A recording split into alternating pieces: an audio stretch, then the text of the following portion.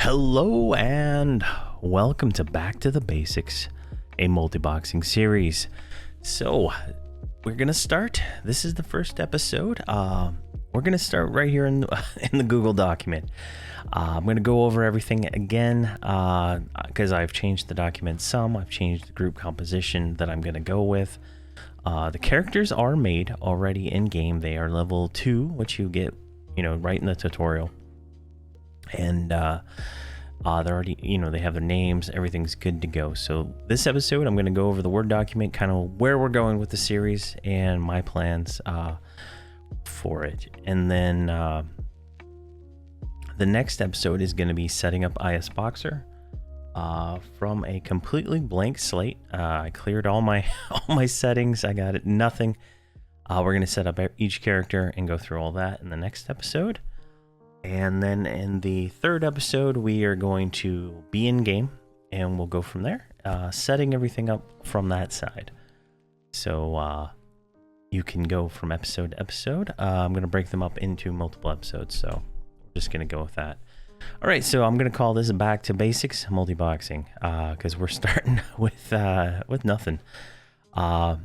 This is the composition I've decided to go with. An XR Shadow Knight as the tank, and Halfling Cleric as the healer. His name is Hobbs. The Shadow Knight name is Voxel. We're gonna go with a Dark Elf Enchanter called some random name that was 4 characters that I liked. V. I'm gonna go with. We're gonna go with a Gnome Wizard, Haberdash. We're gonna have a Human Mage, Xena. I was gonna go with Iridite, but the heads just look so weird with the new models. I couldn't stand it. And then a Barbarian Beast Lord, Stasi, and Stasi is the nickname I use for my wife. So I just thought that was funny. Obviously, some of the spellings are different because it's impossible to get a damn name on the server I am on. Group B is for the TLP whenever they launch that, and if it's a boxing TLP, this is what I'm gonna do, but that's not important right now. Role matrix wise, this is what we got right here. I had a shaman in there before, so it's no longer a thing. All right, but obviously primary is the Shadow Knight tank. The Beast Lord, on the other hand, can off tank if needed. I'm doing a Purecaster makeup because it's hard to box melee classes and focus on everything. The Beast Lord, I can get away with not meleeing all the time. From what I can tell, I can get a lot of damage out of just pet plus nukes and dots. So that's kind of there, and it's got a lot of utility. The magic of regen and stuff, it synergizes really well, I think, with everything else. So I think it'll work out really well for us. But the Shadow Knight and the Beast Lord are going to be our snare. Enchanter is the CC. The Beast Lord will provide a Spirit of Wolf at like 24, but that's not going to take us long. Enchanter will be our slower. The Beast Lord is actually a backup slower. They do have the ability to slow too. And then the Wizard will be the evac imports, which will be fairly important for us early on. And we're only going to have one Reser, and it's going to be the Cleric. So it's going to be challenging. All right, so the rules of engagement for this series: no outside help, no power leveling. Random buffs are fine because we're going to be running around. People buff people randomly. I'm not going to go through each of the 6 screens and click off a buff. I'm not going to bother with it. I don't care. If we get buffs, we get buffs. If we don't, we don't. I'm not going to buff my characters to power level. So, and I'm not going to let somebody power level me if they try to do that. We're going to do self-found. So we cannot buy things from the bazaar. We can sell things to the bazaar because we're going to need about 6 to 10 million platinum by the time we get to 120. It's what I've estimated so far. It's about a million and a half per character. Depends on how far you go down that line. certain things. We're going to be gold accounts. Auto grant will go all the way to 110 on live now. So we'll have all the auto grants up to Ring of Scale. And that will help us out significantly. I'm going to make a new guild for them. I don't know the name yet. I haven't created it. And then they're going to be in their own fellowship with the 6 characters so that they can teleport to each other using the fellowship. All right, we're going to try to stay in level appropriate expansions, and I'll go over the leveling where I've picked where we're going to level. So like during Classic 1 to 50, we're going to try to stay in those zones. I'm going to allow POK, Plane of Tranquility, Guild Hall, and Guild Lobby as accepted exceptions to the rule, because I want to be able to get daily quests. I want to be able to travel quickly when we need to. And early on, we're going to need to, because we're going to start in Crescent Reach in the tutorial. And we're going to go through there. We're going to get out of the tutorial about level 10, and then we're going to head straight to our first experience zone. And by then, we should be kind of set up. Well, we're going to take our time in the tutorial, getting set up, getting everything configured the way we want right away, and then build upon that as we go. Trade skill combines. So this is something I do in my heroic Beast Sword series, and probably going to do it all. I don't plan on leveling trade skills on any other characters in the game ever again. Gnome Regard is almost 350 in all the trade skills. He knows all the recipes. He's got all the trophies. I don't plan on doing that on any other characters, honestly. So if I get the items, say I get all the items to make a Conflagrant chest plate for the Shadow Knight, I'm going to send those over to Gnome Regard, do the combine. If it works, I'm going to send it back. Kind of like if I was going out in the world and looking for somebody to do the combine for me, but it's hard to find people. So that's an exception I'm going to have for the self-found portion of this. They have to find all the trade skill items and whatnot, but if they send the items, then we'll do it. And anytime I do a combine like that, I'll make sure I do it in the video so that we can see if it passes or fails, and I'm not using the vast resources of Gnome Regard, the greedy gnome. So that's that. That's the only exception for that. Now, lockpicking is something that I don't have in the group, but I do plan on doing all the epics. So I will bring my rogue to wherever I need a lockpick, and I will open the lock for them to let them in the door. Any fighting beyond the door, anything else, they will have to handle on their own, but I will use my rogue to open the door for them, just to save that. And that's mostly Chardock Royals and maybe Sibyl's Crypt. Around 51, I'm going to do about 50% AA to kind of slow leveling down. I want to be able to take my time inside of some of these expansions and really go do some stuff and look around, try different spots without going from 50 to 55 in one day. I want to be able to check out some things. We're not going to do Gribbles at all until I think 100, and then we're not going to do TBM until 105. I believe that's kind of when the levels they were. It might be 100 for both of these, but that is we're not going to go get 75 and then go do Gribbles over and over and over again to get 100 and then just buy that armor. I have a whole progression plan set up, and we're going to try it. Okay, some milestones I have early on. This is just a few things here and there.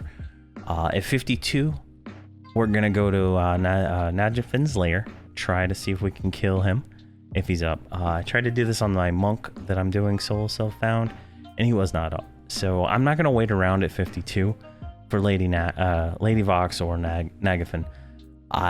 It's just going to be, if they're up, we're going to make an attempt. If we pass, good for us. If we don't, it doesn't matter. I mean, I'm just going to try it once or twice each dragon. I think we can do it.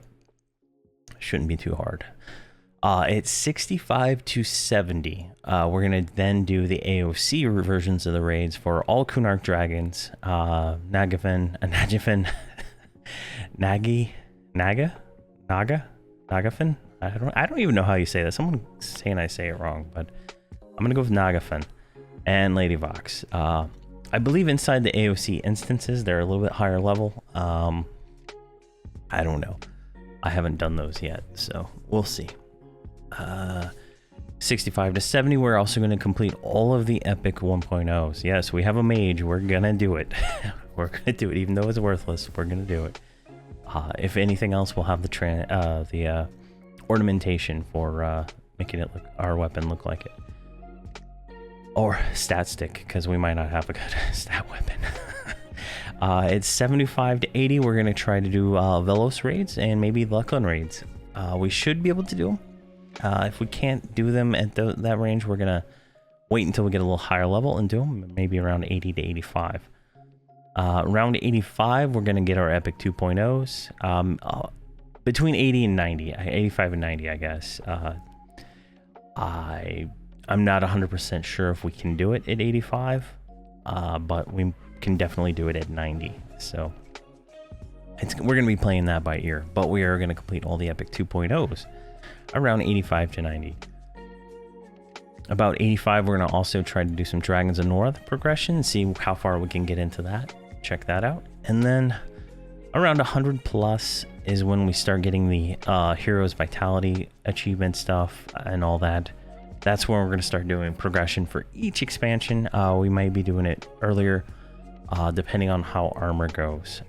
There is a Hero's Journey sub-quest area that we're going to try to maybe hit to get some armor, and we'll cover that in here in a second. The goal is to get Explorer in every single zone by the time we're done, and spend a little time in each zone too. So the outline, as I said earlier, we're going to have this first intro video. Next is going to be an ISBoxer setting up video, and then we're going to start the game tutorial. And then we're gonna get everybody set up, get them auto following, get the group set up, make up macros for inviting everybody to the group, and stuff like that. And then let's see, leveling. All right, so the green levels are the ones we're actually gonna try to do in the series. Blue are what's somebody in Twitch chat called the meta levels. These are the best places to go. And I'm going to purposely try to avoid those for leveling purposes. Obviously, we're going to have to go to some of these zones to get epic items and whatnot for going forward. But my plan is a tutorial, Lava Storm Mountains for a little bit, Najina for a little bit, Soul Seek's Eye, Soul A, Nagafin's Lair, or Nagafin's Lair. Jeez.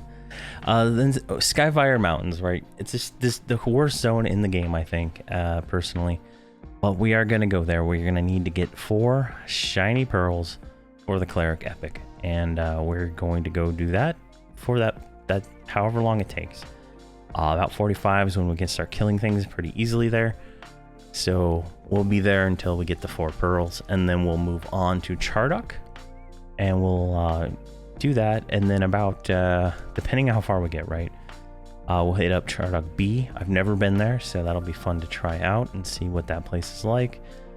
And then that should get us to about 60, and then 60 we're going to try Halls of Honor instead of Plane of Fire, and maybe some of the other planes too, depending, because we are going to do the daily hot zones, and those are going to be pretty much go in, get whatever it is, go out, and then go back to these zones. We're not going to stay in hot zones during this. We're just going to do it to get the cloaks and the belts and stuff like that. 65 to 70, we're going to try this zone called Vexed.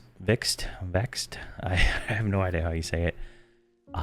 Doesn't sound pronounceable, but we're going to go there. VXED, we're going to go there. 65 to 70. Wall of Slaughter, Miramite Proving Grounds, and Rift Seeker's Sanctum. Those are going to be our 65 to 75 zones. And then after that, it kind of opens up, right? We can go down the depths of Dark Hollow, Arkstone, Serpent's Spine. There's lots of different places we can go. We're gonna try them all out. Is really what I'm getting at for a lot of these. I still have this in there from a different copy, but at 75 you can do the TBM armor missions. We're not going to do that until 105, I think. There we go.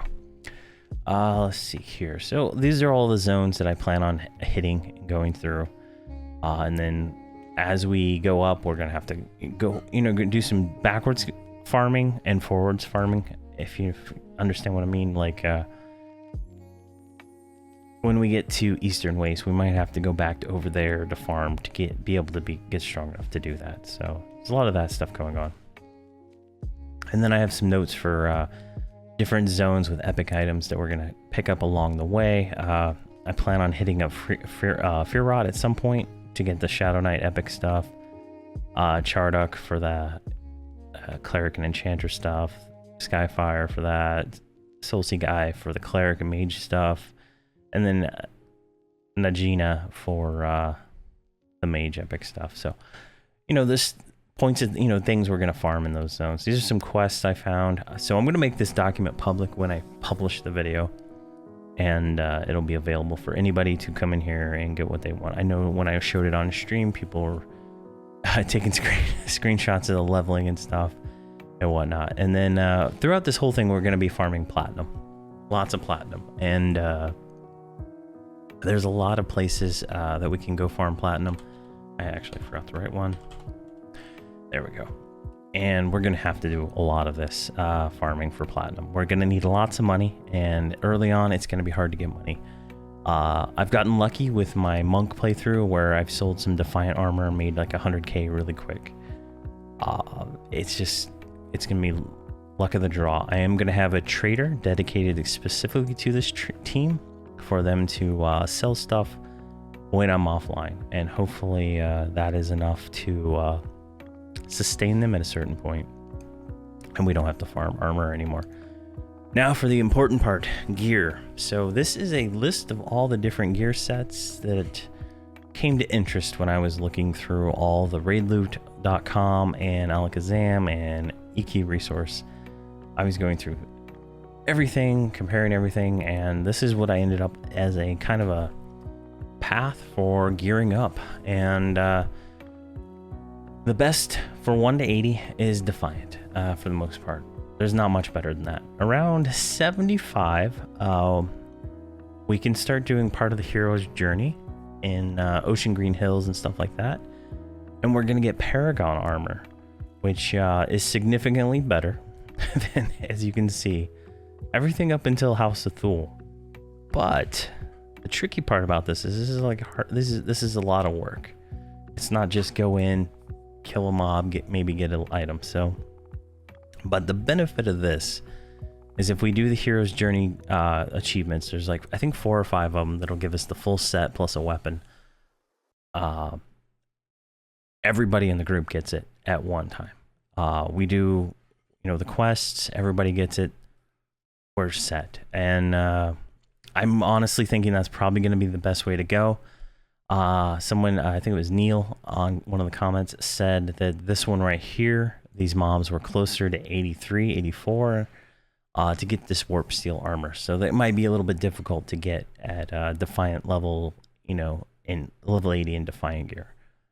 So definitely gonna have to see how that works.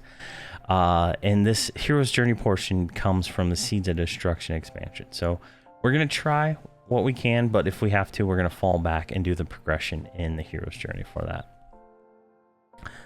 And then if we get that armor, we can probably skip to the House of Thule tier 1 or tier 2. We need the tier 1 of House of Thule to make the tier 2, and so on and so on. So we might have to do that just to get us a nice set of gear, and that's the same gear that it's pretty much stat equivalent to the heroic gear that a heroic character would get. And then we'll get into all the different expansions. These are all the tier 1 sets from each expansion, and this is a Shadow Knight breastplate as a reference for these values. And I think I calculated it's like a 29% difference between the best Defiant and the best tier 1 from Lucklin. So there's a huge power gain, and we're gonna have to constantly upgrade gear once we get out of Defiant. It's gonna be a lot of, every 5 levels we're gonna have to probably go and start farming something else. So definitely where we're gonna be going with all that. And then I had some macros for when I had a shaman, and then references: EQ resource, EQ progression, EQ alakazam, EQ traders, EQ freelance, and there's I was looking at bags on alakazam too. So that is where we're gonna be. This is this is kind of like the roadmap. I plan on doing kind of like zone guides also. So we'll do, once we complete a zone, like I'm gonna go back and kind of talk about the zone in a different way, showing some other places that we might not have touched. We might have touched certain places but didn't do. Like we might only kill goblins in Soleil, but there's also gnomes and stuff you can kill too.